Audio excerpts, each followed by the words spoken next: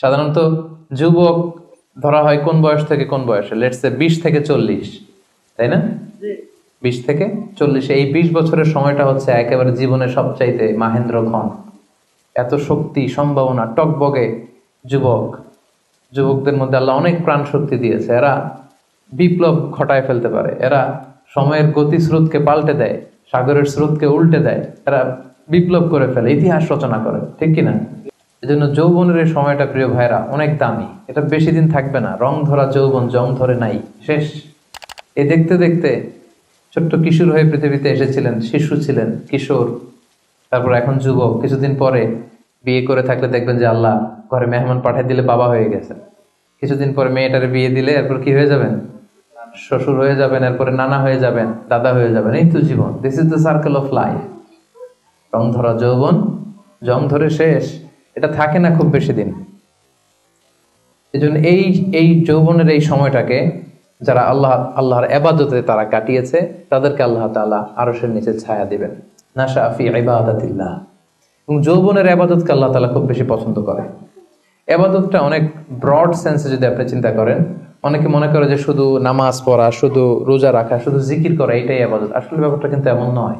মানব কল্যাণে আপনি যাই করেন, আল্লাহ তাআলার আদেশ পালনে আপনি যাই করেন, সবটাই ইবাদত, ঠিক কিনা?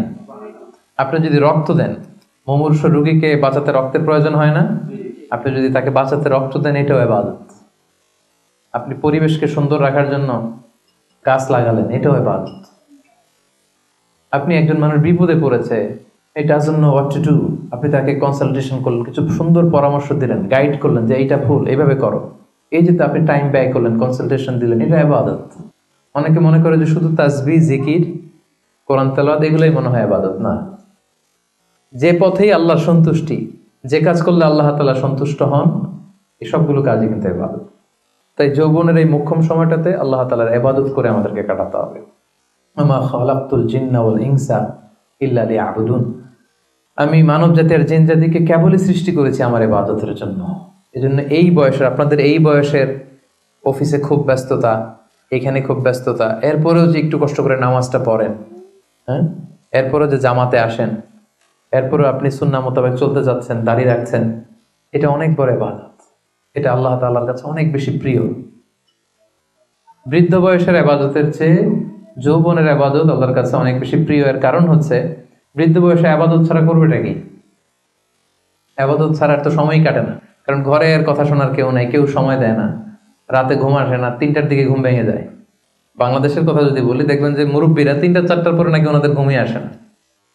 তো অজু করে ইমাম সাহেবের 1 ঘন্টা আগে আসে মসজিদে ফজর পড়তে। ইমাম সাহেব দেরি করলো কেন, মুয়াজ্জিন দেরি করলো কেন, ওনারা এটা বলে। কারণ ওই যে ঘুম আসে না, কি করবে? তখন তার ইবাদত করা ছাড়া সময়ই কাটে না। ওই ইবাদত আল্লাহর কাছে ততটা প্রিয় নয় যতটা প্রিয় হচ্ছে একজন যুবকের ইবাদত, ঠিক কিনা? আপনি যৌবন কালে যদি আল্লাহ তাআলা দাসত্ব করতে পারেন, ইবাদত করতে পারেন, আপনার বার্ধক্যে উপনীত হওয়ার পরে ইবাদত করতে না পারলে আল্লাহ তাআলা ইবাদত দিয়ে আপনার আমলনামা পূর্ণ করে দিবে। পূর্ণ করে দেবে। আপনি ফজরের সময় উঠতে পারতেছেন না, কোমরে ব্যথা, ডায়াবেটিস ইত্যাদি ইত্যাদি, আল্লাহ বলবে যুবক অবস্থায় কি করেছিল ওটা দেখো, ওই সময় যা করছে ওটা লিখে দাও। এই জন্য আল্লাহ রাসূল সাল্লাল্লাহু আলাইহি ওয়াসাল্লাম বলেছেন যে এই যৌবনটারে কাজে লাগাও। আল্লাহ রাসূল সাল্লাল্লাহু আলাইহি ওয়াসাল্লাম বলেছেন 5টা বিষয় আসার আগে 5টা জিনিসকে কাজে লাগাও। তার মধ্যে একটা হচ্ছে শাবাবাকা ক্বাবলা হারামিক, বার্ধক্য আসার আগে যৌবনকে কাজে লাগাও। সিহহাতাকা ক্বাবলা মারাদিক, অসুস্থতা আসার আগে সুস্থতাকে কাজে লাগাও। গিনাকা ক্বাবলা ফাকরিক, গরিব হয়ে যাওয়ার আগে তোমার ধনাঢ্যতাকে কাজে লাগাও। ফারাগাকা ক্বাবলা শুগলিক, ব্যস্ত হয়ে যাওয়ার আগে অবসরটারে কাজে লাগাও। হায়াতাকা ক্বাবলা মাউতিক, মৃত্যু আসার আগে জীবনটারে কাজে লাগাও। এই জন্য যৌবনটাকে যেন আমরা কাজে লাগাই প্রিয় ভাইরা।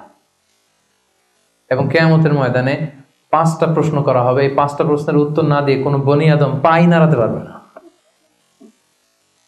পা নাড়াতে পারবে না। এর মধ্যে প্রথম প্রশ্ন আন হায়াতিহি ফিমা আফনা,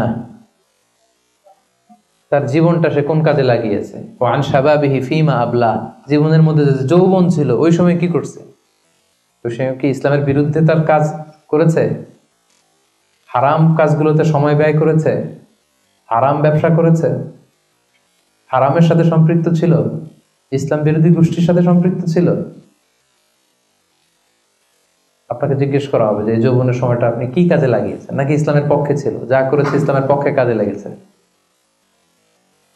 সম্পদ কোত্থেকে উপার্জন করেছে, কোথায় ব্যয় করেছে, যতটুকু জেনেছে ততটুকু মেনেছে কিনা। এই 5টা প্রশ্নের উত্তর দেওয়ার আগে বনি আদম কিয়ামতের ময়দানে পাই নাড়াতে পারবে না।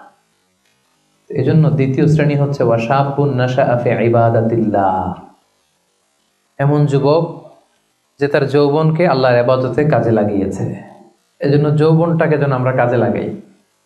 মনে থাকবে সবার, সবাই কিন্তু আপনারা যুবক, এই সময়টা পাবো না, আমরা মিস করবো কিছুদিন পরে। এই যে কুচকুচে কালো দাড়ি, আপনার কি মনে হয় আজীবনে কালোই থাকবে? তাহলে আমাদের দাদার গুলা সাদা করলো কে, নানার গুলা সাদা করলো কে? ওই বয়সে যাওয়ার পরে এই কুচকুচে দাড়ি, কালো চুল, এগুলো কি হয়ে যাবে? সাদা হয়ে যাবে। এটাই জীবন।